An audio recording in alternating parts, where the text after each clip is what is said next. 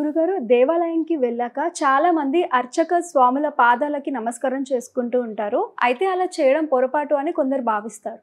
దేవాలయంలో దేవుడికి నమస్కారం చేసి, తర్వాత దేవాలయం బయట అర్చకుల వాళ్ళ కాళ్ళకి నమస్కారం చేయొచ్చు అని అంటూ ఉంటారు. అయితే దీని మీద మీ అభిప్రాయం ఏంటి? దేవాలయం అంటే దేవుడి కోసం కట్టినటువంటి ఆలయం అమ్మ. హ్మ్. దేవాలయం దానికి కొన్ని ఆగమ వాస్తు నియమాలు ఉన్నాయి. ఆ ప్రకారం కడతారు. అప్పుడు ఎట్లా కడతారు అంటే మీ సమాధానం చెప్పాలనుకున్నప్పుడు కొంత ఈ విషయం చెప్పాలి నేను. గర్భగుడి కడతారు. గర్భగుడిలో మనకి మూల విరాట్టు ఉంటాడు. ఆ మూల విరాట్టు అంటే ఆ విగ్రహం యొక్క దృష్టి ఎదురుగా ధ్వజస్తంభం ఉంటుంది. ఈ దృష్టి ధ్వజస్తంభం మీద పడుతుంది. అంటే ఈ విగ్రహంలో ఉన్నటువంటి మూల విరాట్టులో ఉన్నటువంటి శక్తి ఆయన దృష్టి పడకూడదు. ఆ దృష్టి అంత దూరం వెళ్ళకూడదు. అక్కడ మనకి ధ్వజస్తంభం లేకపోయినా, ఈయన వాహనం లేకపోయినా, అంటే ఏ గుడిలో అయినా కూడా ఆ మూర్తికి సంబంధించిన వాహనం ఉంటుంది అక్కడ. లేకపోతే ఆయన బంటు ఉంటాడు, లేకపోతే ఆయన క్షేత్రపాలకుడు అట్లా ఉంటారన్నమాట. రాముల వారి విగ్రహం ఉందనుకోండి, తప్పకుండా ఆయనకు ఎదురుగా ఆంజనేయ స్వామి విగ్రహం ఉండాల్సిందే, కంపల్సరీ. అట్లా ఉండకపోతే అవి పెద్దగా డెవలప్ కావు. ఆంజనేయ స్వామి దండం పెట్టే గుడి ఉందనుకోండి, ఆయనకు ఎదురుగా ఏమీ లేకపోతే కూడా డెవలప్మెంట్ ఉండదు. ఆంజనేయ స్వామి ఇట్లా దండం పెట్టిన విగ్రహాలు చాలా అరుదుగా ఉంటాయి, ఉండకూడదు కూడా. ఇట్లా దండం పెట్టే విగ్రహం ఉంది అంటే తప్పకుండా ఆయనకు ఎదురుగా రాముల వారి విగ్రహం ఉండాలి. ఆయన దృష్టి ఊర్లో పడకూడదు. ఇట్లా ఉంటాయి, చాలా ఉన్నాయి. ఆగమ వాస్తులో అనేక నియమాలు ఉన్నాయి.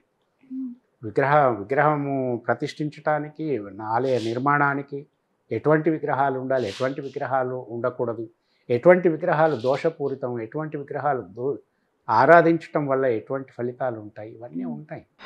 పాజిటివ్ నెగిటివ్ అన్నీ చెప్పారు. అవన్నీ తెలుసుకొని మనం పాజిటివ్ రిజల్ట్స్ కోసం ఏం చేయాలో అది చేయాలి. సో ఈ గర్భగుడిలో ఉండేటటువంటి మూర్తి, ఈయనకెదురుగా ధ్వజస్తంభం, ఈ రెండింటి మధ్యనే కాంటాక్ట్. వచ్చిన వాళ్ళంతా కూడా ధ్వజస్తంభానికి, ఆలయంలో ఉన్న మూర్తికి మధ్యలో నిలువుగా బారులుగా నిలబడి దండం పెట్టుకుంటూ ఉంటారు.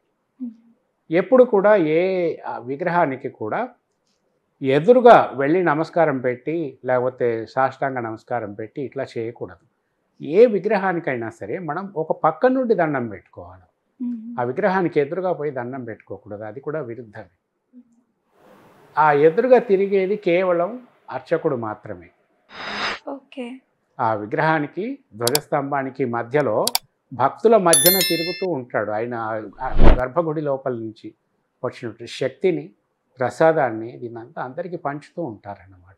శక్తి అంటే షడగోపంతో పెట్టేది శక్తి. షడగోపంలో శక్తి నిక్షిప్తమైపోయి ఉంటుంది, దాన్ని అందరికీ పంచుతూ ఉంటారు. ఆయన ఎదురుగా వెళ్ళకూడదు. ఆ ఎదురుగా అర్చకుడు తప్ప అసలు ఎవరు ఉండటానికి వీల్లేదు. ఈయన మూర్తి ఉంటాడు, మూర్తికి ఎదురుగా వాహనం, వాహనం తర్వాత ధ్వజస్తంభం, అంతే. అందులో ఒకరు అర్చకుడు, ఒకరిద్దరు ఉంటారు. అక్కడ తిరుగుతున్నప్పుడు ఎవరైనా సరే వెళ్ళేసి ఆయనకి పాదాభివందనం చేయకూడదు. అక్కడ ఆయన దృష్టి ఉంటుంది, మూల విరాట్టు దృష్టి, అక్కడికి వెళ్ళి చేయకూడదు. దానికన్నా పక్కనే అదే గర్భగుడికి ఈ దారికి పక్కకి వచ్చాడనుకోండి, అప్పుడు చేయవచ్చు. అప్పుడు మూర్తి ఎదురుగా ఉండరు మనకి. ఈ విధంగా పాదాభివందనం చేయవచ్చు. ఇప్పుడు ఏమిటి, ఆయన అందరినీ ఆశీర్వదిస్తూ ఉంటారు, రకరకాలుగా ఆశీర్వాదం, ఆయనకి ఎట్లా తోస్తే అట్లా ఆశీర్వాదం, మంచి మాటలు చెప్తూనే ఉంటారు. అప్పటికప్పుడు వంగి చేయాలనిపిస్తుంది ఆటోమేటిక్గా, కానీ దాన్ని గుర్తుపెట్టుకోవాలి మనం. ఇదంతా చేసేసి ఆయన పక్కకి వచ్చినప్పుడు అప్పుడు ఆయనకి పాదాభివందనం చేసి మనం ఆశీర్వాదం తీసుకోవచ్చు. ఈ చిన్న విషయం కానీ పనికొచ్చే విషయం. ఎవరికైనా సరే, ఎవరైనా సరే, అసలు అక్కడ అర్చకులు కూడా వద్దనే చెప్తారు, అయినా కూడా వీళ్ళు చేస్తూనే ఉంటారు.